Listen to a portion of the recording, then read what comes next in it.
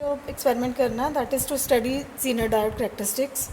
इसके लिए जो अपरेटस है उसमें आप देखिए सेम पीएन जंक्शन डायोड की तरह मीटर्स लगे हुए हैं। ये करंट नोट करने के लिए है। ये वोल्ट मीटर के दो पार्ट्स हैं, नीचे एक स्केल है 0 to 10 वोल्ट्स और एक ऊपर की स्केल है 0 to 1 वोल्ट्स।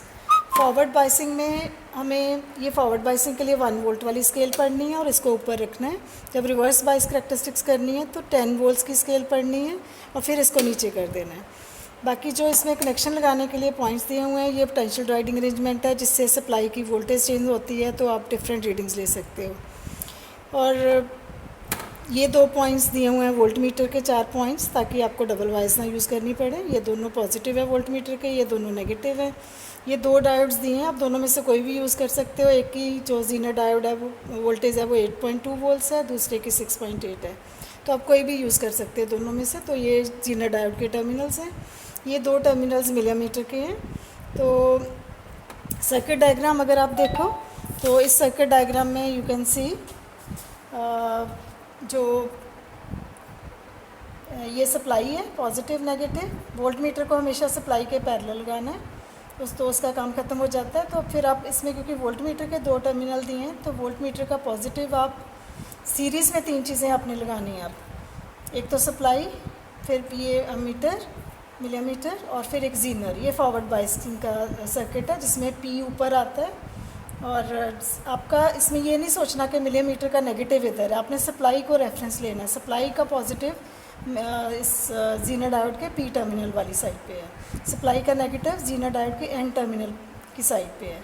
तो ये फॉरवर्ड करेक्टरिस्टिक्स का सर्किट डायग्राम है। तो हमने एक एक स्टेप किसी के अकॉर्डिंगली डायग्राम के अकॉर्डिंगली करना है। जैसे हम पॉजिटिव ऑफ द सप्लाई से चलेंगे तो पॉजिटिव ऑफ द सप्लाई सबसे पहले हमारी आएगी that will go to positive of the voltmeter, और negative of the supply that will go to negative of the voltmeter. तो ये दोनों पैरेलल में हो गए। अब नॉर्मली तो हम ये करते हैं कि हम यहाँ से डबल वायर्स भी ले सकते हैं ताकि हम सप्लाई को, वोल्ट मीटर का काम ख़त्म हो गया, इसको छोड़ दो। अब वोल्ट यही पॉजिटिव जो है जो वोल्ट मीटर पे गया वही पॉजिटिव सप्लाई का मिलीमीटर के पॉजिटिव पे जाएगा। सो जो पॉजिटिव है इसका हम डबल वाइज भी यूज़ कर सकते हैं। तो that will go to positive of the millimetre. तो मिलीमीटर का negative that will go to P terminal of the zener diode. तो इसका जो नेगेटिव है वो जीनर डायोड के positive that is red terminal पे चला गया। जीनर डायोड का एन जो कि ब्लैक टर्मिनल है वो वापस सप्लाई के नेगेटिव टर्मिनल पे आ जाएगा। तो सर्किट डायग्राम सामने रखना है, स्टेप बाय स्टेप उसी के अकॉर्डिंगली आपने कनेक्शन करने। तो ये सर्किट हमारा कंप्लीट हो गया। अब इसकी रीडिंग्स कैसे लेनी है, ऊपर रखा हमने 1 वोल्ट की स्केल पढ़नी है, उसका लीस्ट काउंट ले लो। फॉरवर्ड बाइसिंग के लिए 0 और 2 के बीच में 10 डिवीजन्स हैं।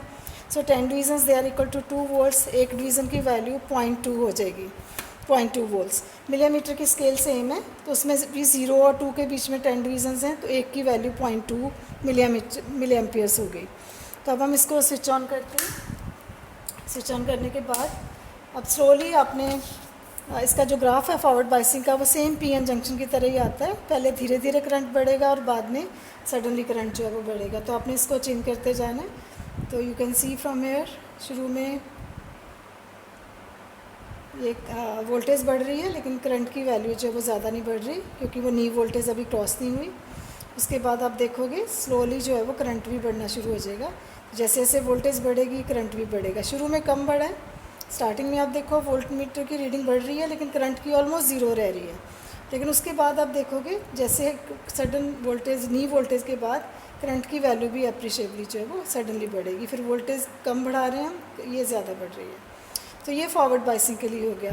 रिवर्स बाइसिंग के लिए बाकी सारे कनेक्शन सेम है क्योंकि बैटरी आपने वहीं पर रखी है, एवरीथिंग इज़ सेम, सिर्फ आपने जीनर को रिवर्स कर देना है। तो जैसे अब जीनर को रिवर्स करने के लिए आपने पहले ये वाला पॉइंट पी पे लगाया था, अब वो पॉजिटिव ऑफ द बैटरी आपका उसके एन वाली साइड पे आएगा।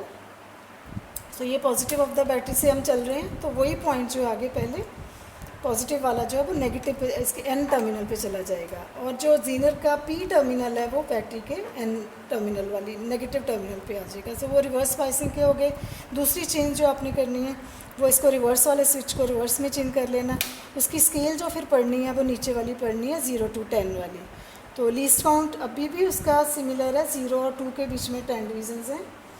तो लेकिन मैक्सिमम जो वैल्यू वोल्टेज की वो 10 तक जाएगी। तो अब इसके लिए हम देखेंगे, पहले 0 0 0 रहेगा करंट और वोल्टेज बढ़ती जाएगी, करंट की वैल्यू लेकिन 0 रहेगी। तो जैसे ही इसमें ब्रेकडाउन होती है, ब्रेकडाउन के बाद आप देखोगे वोल्टेज कांस्टेंट हो जाएगी, आप आगे बढ़ा नहीं पाओगे, लेकिन करंट की वैल्यू कांस्टेंटली राइज करेगी।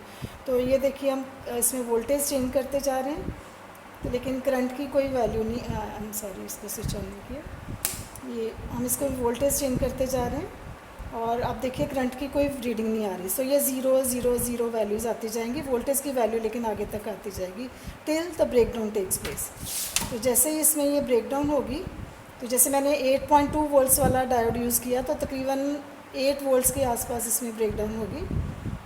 तो आप कम वाला भी यूज़ कर सकते हो, 6.2, अगर जल्दी रीडिंग्स लेनी ख़त्म करनी। तो ये देखिए अब वोल्टेज अभी भी बढ़ रही है, आगे आगे हम आते जा रहे हैं, लेकिन करंट ऊपर को नहीं उठ रहा, करंट नहीं आ रहा, तो ये अभी ब्रेकडाउन नहीं हुई। तो 8.2 के आसपास जो इसकी ब्रेकडाउन वोल्टेज दी है, उसके बाद आप देखोगे सडनली आपका करंट जो है वो बढ़ना शुरू हो जाएगा। और अब देखिए करंट बढ़ रहा है लेकिन वोल्टेज नहीं बढ़ रही। इसकी इसी प्रॉपर्टी को हम वोल्टेज रेगुलेशन में यूज़ करते हैं, क्योंकि जब इसमें ब्रेकडाउन हो जाती है तो ये अपने क्रॉस करंट तो चेंज कर लेता है, लेकिन ये अपनी वोल्टेज को कांस्टेंट रखता है। So these are the characteristics of a Zener diode.